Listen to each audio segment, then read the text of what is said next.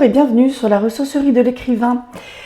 Vous excuserez ma tête de fatiguée, mais c'est la troisième vidéo que j'enregistre dans la foulée, d'où ce magnifique t-shirt jaune que vous allez beaucoup voir. Et cette coiffure approximative, mais ça c'est comme d'habitude.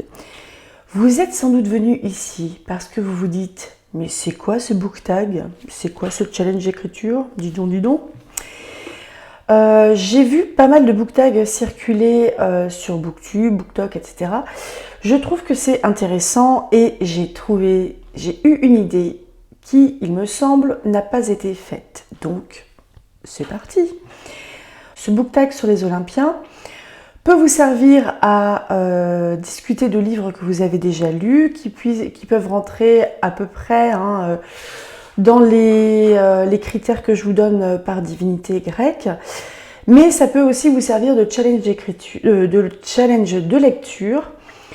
Les critères sont suffisamment larges pour brasser pas mal de genres littéraires et suffisamment vagues aussi pour toucher un personnage, un univers, une ambiance, etc. Une couleur aussi, une couleur pourquoi pas.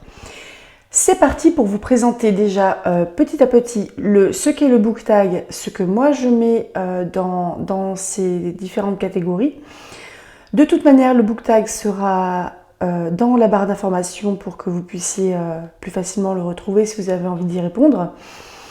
Et surtout, l'intérêt d'un book tag ou d'un challenge d'écriture, parce que celui-ci peut être les deux, et le partage, donc n'hésitez pas.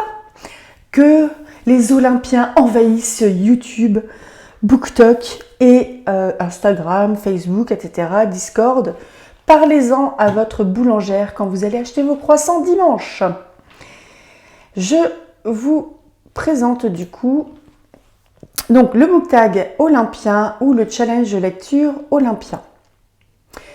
Selon les traditions, il y a 12 ou 14 dieux grecs qui sont olympiens, donc qui résident, qui sont les dieux majeurs, les divinités grecques majeures résidant sur l'Olympe, de manière permanente ou temporaire.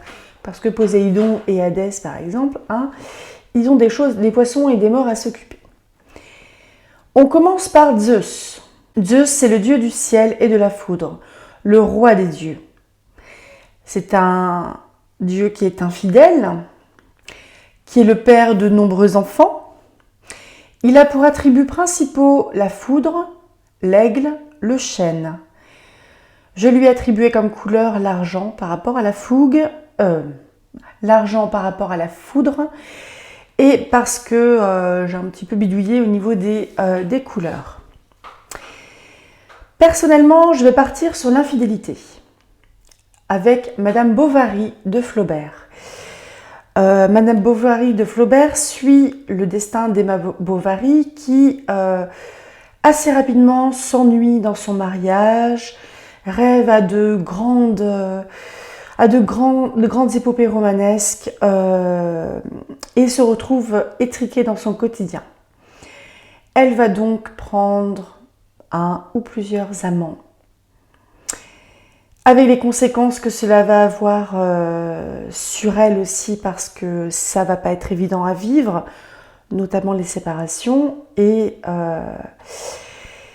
c'est franchement un super livre que j'ai pu lire en livre audio sur la chaîne Tiboukine de Tiboudou, je sais plus, et qui a fait une super lecture tous les dimanches de Madame Bovary de Flaubert qui s'est fini il y a quelques semaines, je pense, à la diffusion de cette vidéo. C'est un très bon livre et le livre audio est un très bon moyen de pouvoir entrer dans un livre qui est classique sur peut-être des thématiques qui sont compliquées pour vous.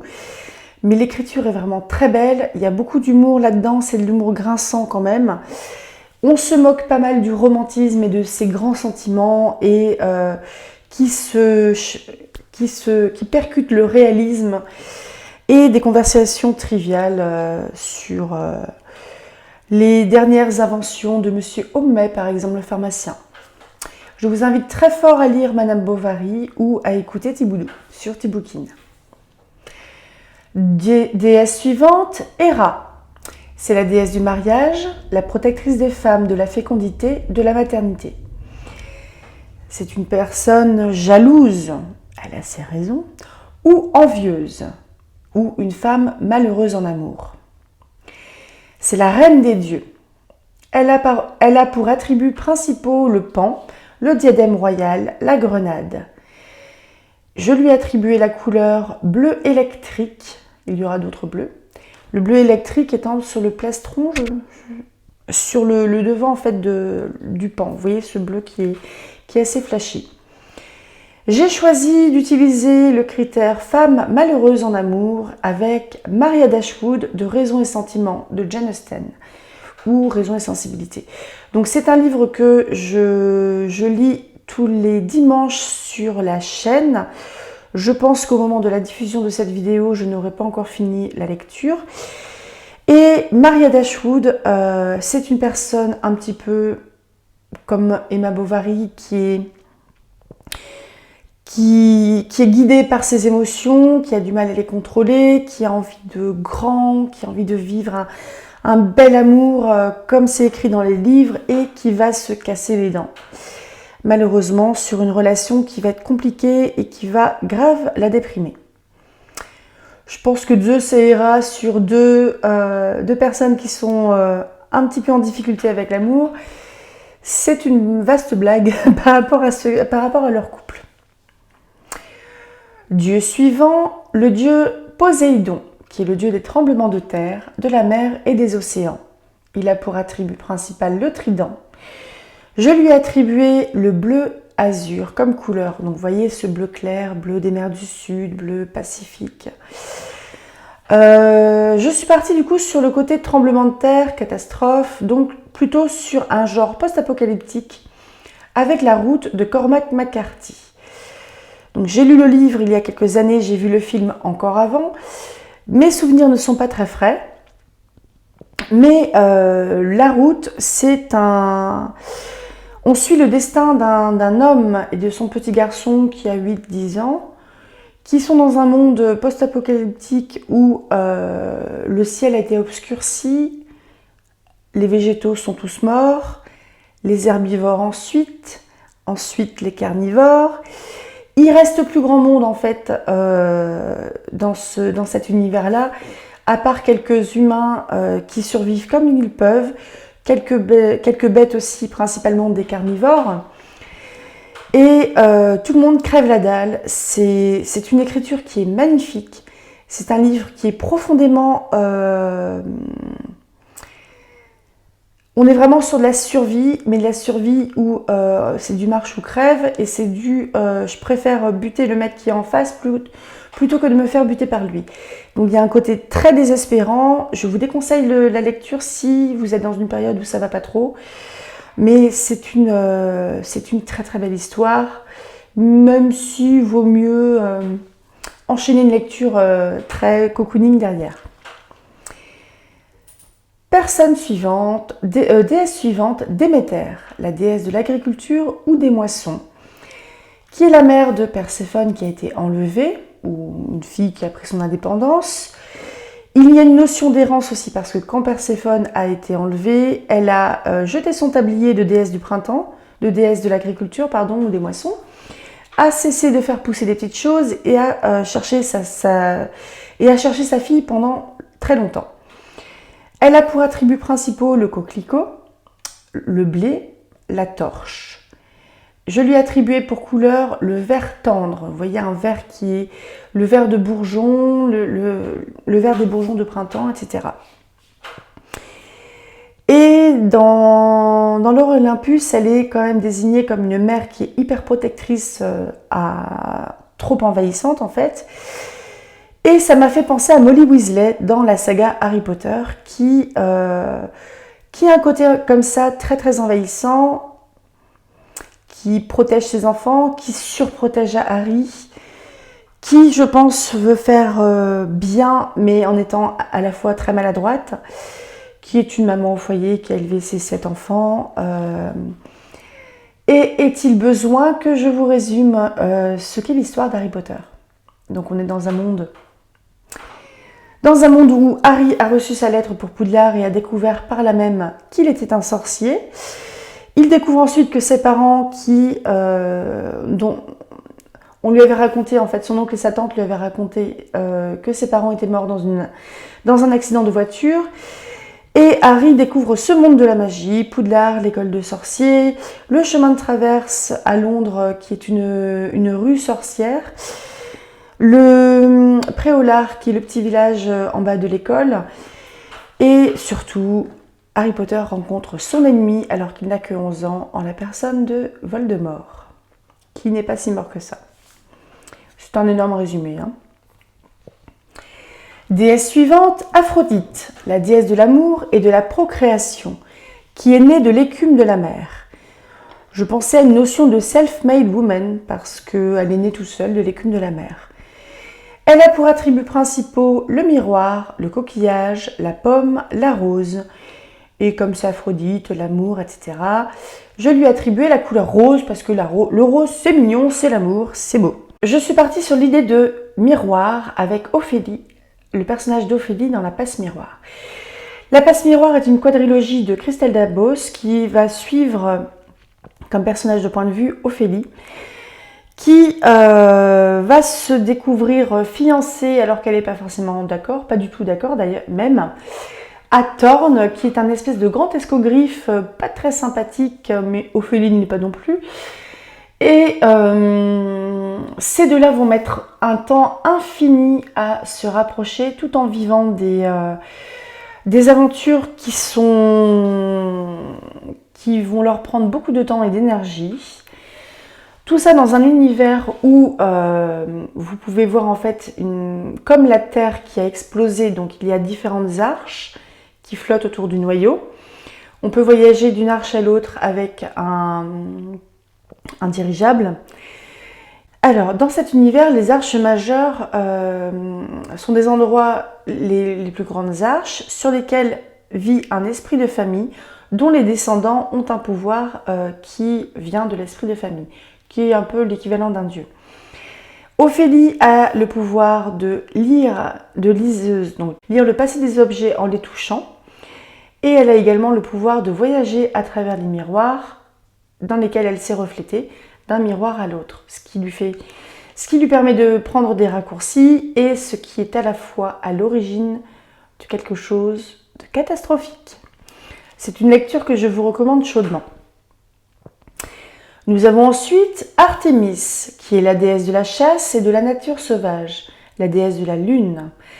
Elle a pour attributs principaux l'arc et la flèche, les cerfs, les ours, les chiens. Je lui ai attribué comme couleur le vert fougère, donc un vert un petit peu plus qui tire un peu sur le kaki. C'est également la jumelle d'Apollon. Donc vous pouvez pour Artémis et Apollon travailler sur la dualité, sur les TDI éventuellement, sur la gémellité, la sororité, la fratrie, etc. Je suis partie sur la nature sauvage avec Circé de Madeline Miller, qui est une réécriture du personnage de Circé qui baigne quand même dans un monde antique, mythologique évidemment. Donc Circé est la fille d'Hélios qui est un titan et je ne sais plus le nom de sa maman. Circé va se découvrir comme 3 autres de ses frères et sœurs sorcières. Et comme elle a une petite tendance de temps en temps à s'affirmer un petit peu trop face à son père ou quelqu'un d'autre, elle va être exilée sur une île pendant très longtemps, pour un exil qui est censé être éternel. Et cet exil-là, même s'il est subi, elle va l'embrasser parce qu'elle est toute seule, elle est chez elle. Et elle va apprendre des tas de sortilèges, elle va apprendre beaucoup sur elle. Elle va avoir la visite de Dieu, notamment Hermès qui voyage un petit peu où il veut. Elle va avoir la visite d'humains également, enfin de mortels. Et c'est une femme qui va rencontrer des mortels très connus comme Diomède, si je ne me trompe pas, comme Ulysse. Je ne vous en dis pas plus, je vous conseille très fort cette lecture qui qui a été un coup de cœur cette année, mais vraiment. On passe à son jumeau Apollon, dieu du soleil et de la lumière, dieu des arts, des prophéties, de la vérité et de la logique. Il y a une liste, hein. Il a pour attributs principaux l'arc, la lyre, le corbeau, le laurier. Je lui ai attribué pour couleur le blanc, parce que la lumière. Et donc c'est le jumeau d'Artémis. Donc là aussi, vous pouvez travailler sur les notions de frères, sœurs, jumeaux, jumelles, la dualité, etc. J'ai choisi d'utiliser le corbeau et quoi de mieux que les Six of Crows de Leigh Bardugo pour parler du corbeau.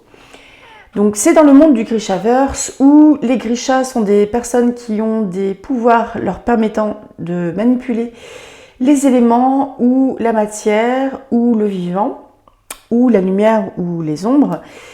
Les Six of Crows est la duologie qui suit la trilogie Grisha. Ça se déroule de mémoire 1 an ou 2 après la trilogie Grisha. Je vous conseille quand même de lire la trilogie Grisha pour vous imprégner en fait de l'univers. Et dans les Six of Crows, on va suivre les Crows qui sont Casebreaker, Mathias, Jesper, Inej, je ne vais quand même pas oublier Inej, Nina, et le petit, il s'appelle Jesper et Willan. Et tout ce petit monde-là ils sont tous très jeunes. Parmi eux, il y a une Grisha. Et ils vont devoir... Enfin, c'est des gens qui sont, on va dire, du côté pas très légal de la force, qui vivent à Kerch, à Ketterdam précisément, qui est la capitale de Kerch. Kerch est un petit pays qui est dans la mer, en fait, à l'ouest de Ravka. Et c'est un pays où le commerce est le commerce est très valorisé. Là, le pognon, ça marche à fond et Casebreaker, ça tombe bien. Casebreaker, c'est sa religion, le pognon. On a du coup... Alors, ce que j'aime beaucoup en fait dans cette série, c'est déjà qu'on a une multiplicité de points de vue, parce qu'il me semble qu'on a leurs 6 points de vue, mais aussi au prologue et peut-être bien à l'épilogue, je m'en souviens plus, des points de vue de personnages très secondaires, voire tertiaires. L'écriture est magnifique. J'aime beaucoup, moi, Leigh Bardugo. Hein. Je suis fan, donc je manque peut-être de recul sur son écriture. Et ils vont devoir faire un cambriolage, rien que ça. Mais quand ça tourne mal, Casebreaker, il a toujours une petite carte dans sa manche. Déesse suivante, Athéna. Déesse de la sagesse et de la guerre, de la stratégie et des inventions. Protectrice des héros. Elle a pour attributs principaux la lance, le casque, le serpent, la chouette. Je lui ai attribué pour couleur le brun par rapport à la chouette effraie qui est assez brune. Et ça tombe bien de parler de chouette parce qu'il y en a une dans Le Sorceleur. Alors, Le Sorceleur de Andrzej Sapkowski, c'est l'histoire d'un monde où il y a des monstres qui peuvent attaquer les vivants, enfin attaquer les gens. Il y a des humains, il y a des elfes, il y a des nains, il y a des créatures monstrueuses, certaines étant dangereuses, d'autres un petit peu moins. Et dans cet univers, il y a des mages qui pratiquent la magie. Yennefer, est-ce qu'on la considère comme une sorcière? J'ai peut-être pas le bon terme, hein. Ça fait un bail. J'ai commencé à le lire l'année dernière ou il y a 2 ans. J'ai pas continué, il faut que je reprenne. Enfin, il faut que je recommence. Les mages et les magiciennes sont les conseillers des rois des différents royaumes qui sont plus ou moins en train de se foutre sur la gueule d'ailleurs. Philippa Erhardt ou Eckhart est une magicienne qui travaille avec le maître espion Dijkstra, qui lui travaille pour je ne sais plus quel pays, peut-être la Rhédanie. Je suis un petit peu perdue dans parce que ma lecture remonte. Et cette magicienne a le pouvoir de se métamorphoser en chouette, ce qui est très pratique pour aller espionner à droite à gauche. Dieu suivant, Hermès, dieu du commerce, des communications, des voleurs, messagers, intermédiaire entre les dieux et les hommes. Il est également psychopompe, donc il accompagne les âmes des morts dans l'Hadès. Il est le gardien des carrefours et des croisements. Il a pour attribut principal les sandales ailées. Je lui ai attribué pour couleur l'or parce que dieu du commerce. J'ai décidé d'utiliser l'or et de vous parler de L'île au trésor de Stevenson, Robert Louis Stevenson, que j'ai écouté en livre audio il y a quelques semaines, quelques mois. On suit... Bon, l'île au trésor, grosso modo, il y a un pirate qui a été planqué, censément un coffre d'or quelque part, et c'est une chasse au trésor. Tadam! C'est assez sympathique, j'essaierai peut-être de le lire en vrai, enfin en livre physique ou e-book, parce que j'ai pas de grands souvenirs malheureusement de ce livre audio. Dieu suivant, Héphaïstos, dieu de la forge, du feu et de la métallurgie et des volcans, inventeur divin, créateur d'objets magiques. Il y a la notion de handicap physique ou de laideur avec Héphaïstos. Il a pour attributs principaux le marteau, l'enclume, le volcan. Je lui ai attribué comme couleur le orange par rapport au volcan. J'ai pensé du coup à la laideur. Et dans la laideur, j'ai pensé à Hadès, le Hadès dans l'or Olympus de Rachel Blight, que vous pouvez trouver sur Webtoon. C'est une sortie tous les dimanches, il me semble, au niveau des mises à jour. Elle est actuellement en vacances, il me semble. Enfin, elle fait une pause. Il y a, il me semble, 3 livres qui sont sortis en roman graphique, si je ne me trompe pas de terme. Et Hadès, en fait, est donc le dieu des enfers qui a épousé, enfin, qui va finir par épouser Perséphone. Et Hadès, en fait, dans son histoire, il est le premier de ses enfants à avoir été avalé. Il est le premier de ses frères à avoir été avalé par Cronos et le dernier à être sorti, il me semble. Et Cronos a un petit peu serré les dents, donc Hadès a été plus que lacéré. Il est farci de cicatrices. Il est quand même décrit comme un dieu dans l'or Olympus, comme un dieu qui n'est pas très beau, bien qu'il soit... Je trouve qu'il est quand même plutôt... Enfin, il est vraiment rempli de charme, il est très à l'écoute, très bienveillant. Mais peut-être qu'il est moins attirant qu'un Poséidon ou qu'un Apollon ou qu'un Zeus. Mais du coup, c'est vrai que j'ai pensé à lui par rapport à la laideur. J'aurais pu penser également à Thorne pour la laideur et pour Thorne de la passe miroir de Christelle Dabos. Dieu suivant, Arès, dieu de la guerre, de l'offensive et de la destruction. Attributs principaux, lance, bouclier, hache, vautour. Je lui attribuais pour couleur le rouge parce que le sang. Et je me disais, bon, où est-ce que ça se sabre, où est-ce que ça se fend la gueule à coups de hache? Dans le trône de fer. Le trône de fer de J.R.R. Martin. Vous admirerez l'accent anglais, ovation générale.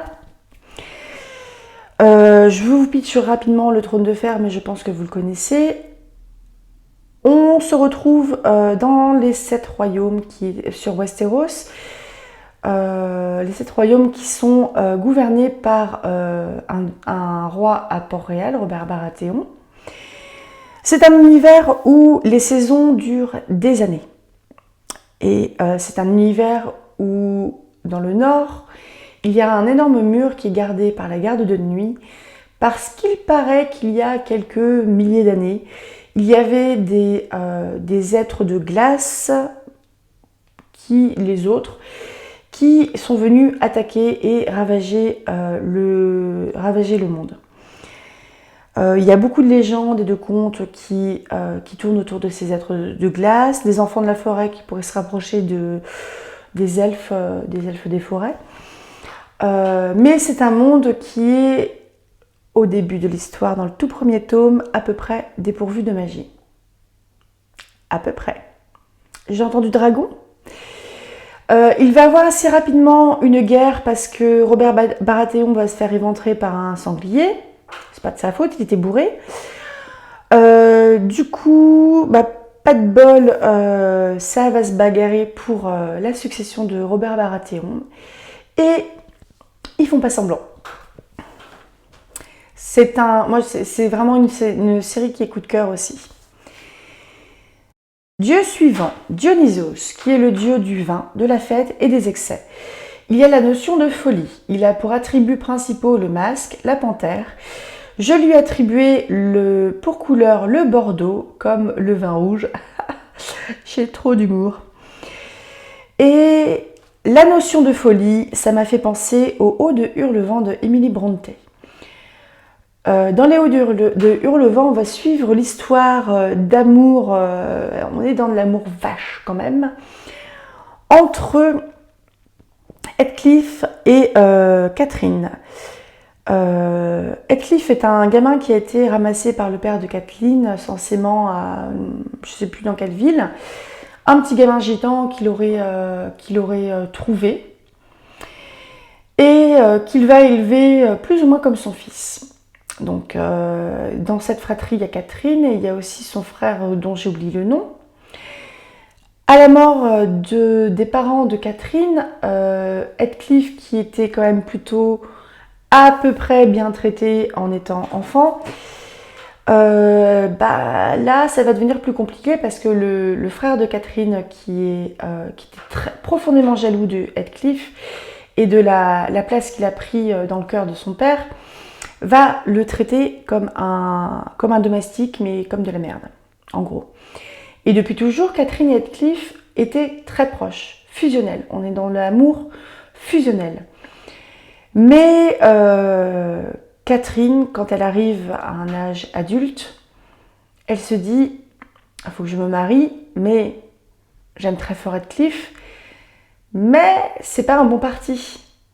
Il n'a pas un rond, il n'a pas de terre, etc. » Donc comme Catherine est plutôt une jolie fille, elle avait reçu une demande en mariage d'un voisin qui avait une maison, un domaine, c'est pas non plus... on n'est pas à Buckingham, mais quelqu'un qui était, on va dire, un bourgeois. Et Catherine accepte. Mais Heathcliff l'aime. Et Catherine aime Heathcliff. Et du coup, on va partir sur vraiment de l'amour vache, de l'amour destructeur, de l'amour si je peux pas l'avoir, personne ne l'aura. Ou si moi je me marie, si je prends une femme, je vais la traiter comme de la merde parce que ça sera jamais la femme que j'ai voulu, ça sera jamais la femme que j'aime. Et on part vraiment dans de la cruauté, dans du... C'est un livre qui est très sombre et je l'ai écouté aussi, lui, Je l'ai écouté sur la chaîne Lire Audio, comme une lyre, L-Y-R-E Audio. Et c'est un audiobook qui avait remporté un prix d'ailleurs et l'interprétation était magnifique. Le livre n'est pas évident. Au niveau des thématiques, hein, le livre est...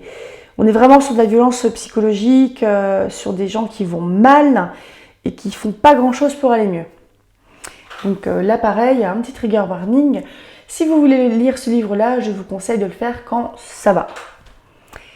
Les petits dieux bonus, c'est parti avec Hadès, le dieu des enfers. Il y a une notion d'invisibilité parce que Hadès, il me semble, un casque qui lui permet de se rendre invisible même au regard des dieux.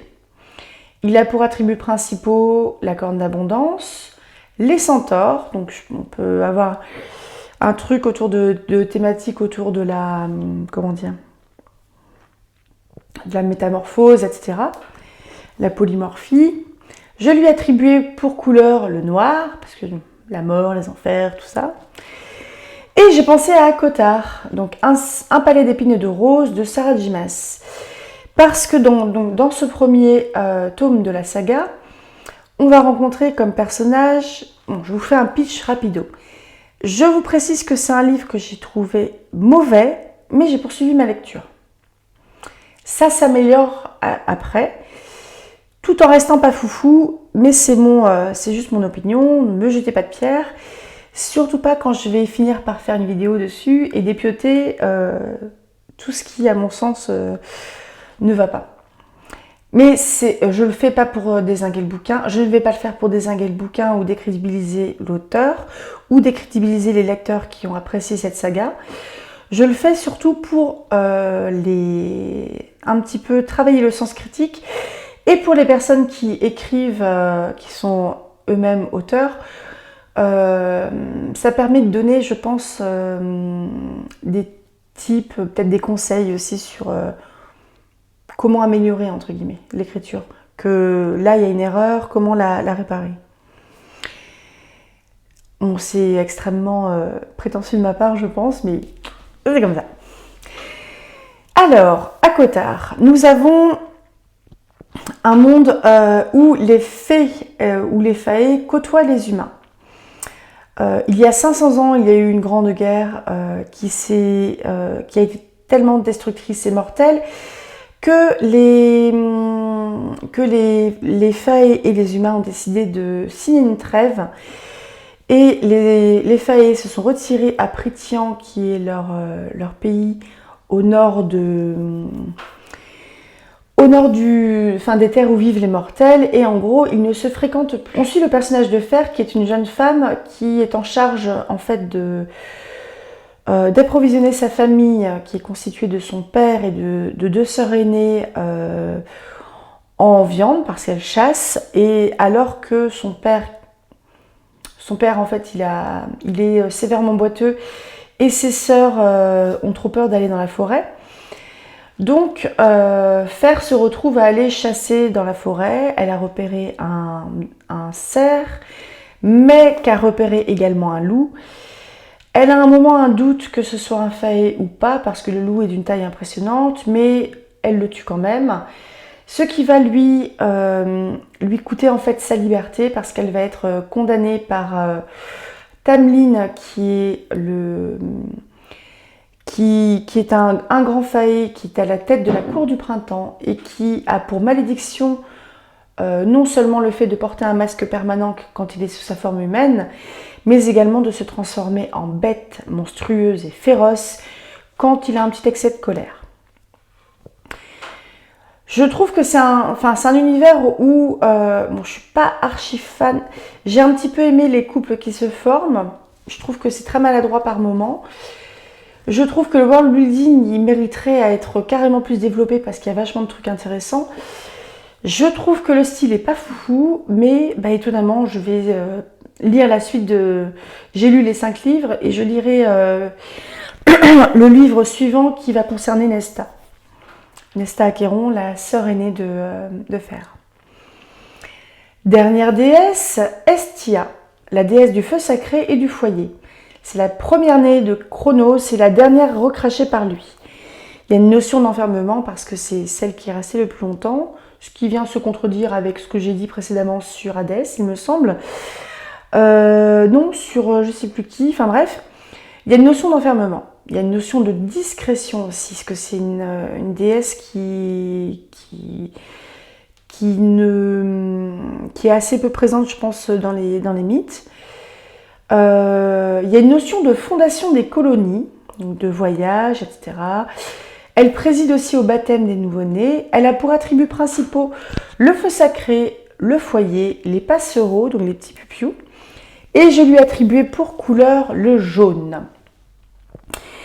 Et j'avais envie de travailler sur le foyer. Le foyer comme le lieu de la famille qui est chaleureux, etc. Je vais vous parler c'est une pentalogie, une série de 5 livres qui s'appelle Les Ataouais de Lisa Kleypas. Je ne suis pas sûre de bien le prononcer. C'est une saga littéraire que j'ai préférée au Bridgerton personnellement, parce que je trouvais que c'était un peu moins répétitif et je trouve que les personnages sont mieux caractérisés. Les Ataouais sont une famille où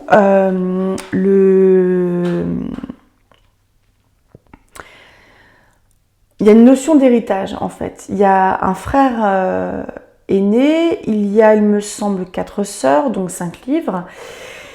Et les parents en fait de ces 5 enfants, enfin 5, il n'y en a que 2 qui sont adolescentes. Les autres sont adultes. Les parents de ces 5 enfants meurent assez brutalement et rapidement, à quelques jours ou semaines l'un de l'autre. Et le frère aîné se retrouve doté d'un titre de noblesse, de terre, d'une fortune, et en fait, il gère très mal son deuil et il gère très mal tout ça. Je ne sais plus exactement dans quel ordre sont les livres, mais le premier, toujours, va concerner la sœur aînée, je ne sais plus son nom, qui est un peu en train de porter sa famille à bout de bras. Sachant que son frère, notamment, est en train de sombrer dans le deuil, la débauche, l'alcool, la prison, le jeu, etc. Il va pas bien du tout, son frère. Et cette sœur aînée est quand même vraiment débordée par la situation, et elle va rencontrer Cam Rohan, qui est le fruit d'une union entre un gitan et une jeune femme. Je ne vous en dirai pas plus parce qu'il y a un petit spoiler là-dessous. Et ce mec-là va tomber fou amoureux d'elle. Et en fait, lui, il va aider en fait cette jeune femme à porter sa famille à bout de bras, à porter ce frère qui va si mal à bout de bras. Il y a également une deuxième sœur qui s'appelle Winifred, qui a une santé très fragile, au point où elle s'évanouit, elle a du mal à respirer, elle est souvent malade. Il y a deux autres sœurs, donc il y en a une qui est une fan absolue des animaux, qui va récupérer tout le petit rat boiteux, ou le moineau qui s'est cassé une aile, ou un serpent, n'importe quoi. Elle ramasse à peu près tout ce qu'elle trouve, et elle a un don avec ça.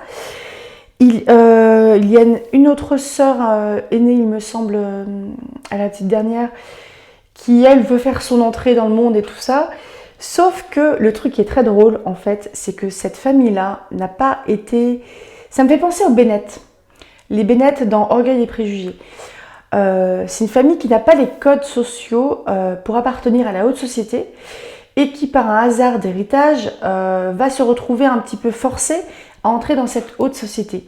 Sauf que clairement, ils font tâche dans la haute société. Donc, ils ne sont pas non plus, ou très peu à Londres, dans la haute société, etc. Comme dans les Bridgerton, hein, c'est pas le même niveau social non plus, ou le même niveau de fortune. Mais ils ont quand même de grandes terres, ils ont un manoir qui est en ruine. Et Cam Rohan, donc le héros du premier livre de la première romance, va porter cette famille à bout de bras, et avec l'aide d'un domestique dont j'ai oublié le nom, Mary Penn, il va aider à redresser en fait aussi le domaine, les finances, réparer le manoir. C'est même pas du magique, hein. C'est que Cam Rohan et Mary Penn, qui est le domestique de la famille, c'est des travailleurs à fond les ballons. Et j'ai adoré cette série de livres, parce que c'est complètement décalé par rapport à ce qu'on peut lire de romances dans les belles robes et tout ça d'époque. Parce qu'ils font un peu de tâche en fait dans le décor. Enfin non, ils font pas tâche. C'est que si les Hathaway rencontraient les Bridgerton, ils feraient tâche, clairement. Enfin, ils n'ont pas les codes, quoi, donc c'est super drôle. Les couples qui vont se former sont quand même passionnés. J'ai adoré le deuxième livre, il me semble. Le deuxième livre, c'est l'histoire d'amour que va vivre Winifred, qui est la sœur qui a une santé fragile. Et je pense que c'est un de mes préférés. Il y a j'ai plus de voix. Il y a un tel lien qui se forge entre Winifred et son futur mari, qui est compliqué, quoi. Franchement, c'est vraiment une série que je vous encourage fortement à lire. J'ai fini donc le tour de mon book tag / challenge de lecture. Il est 1h40 du mat, je suis crevée, j'ai plus de voix. J'ai tourné 3 vidéos d'affilée. J'espère que ça va vous plaire, tout ça. N'hésitez pas à le partager parce que c'est fait pour. N'hésitez pas à parler de vos lectures, à ce qui vous a emporté ou agacé, ou ce que vous mis en colère, ce qui vous a fait rêver. Et j'espère que ça vous plaît, tout ça, ma foi, que je vous donne envie de lire, ou de partager aussi mon petit travail, ma petite idée. Non, mais j'ai eu une espèce d'illumination là, comme le gif là avec le gars de. Je crois que c'est dans le 70 Show où il est sous une lumière qui est éteinte. Puis un coup, j'ai une idée et poum, la lumière s'allume. J'adore ce gif. J'espère que tout cela vous a plu et n'hésitez pas à me le montrer en partageant tout ça. Je vous dis à bientôt sur YouTube ou ailleurs et rêvez tout grand.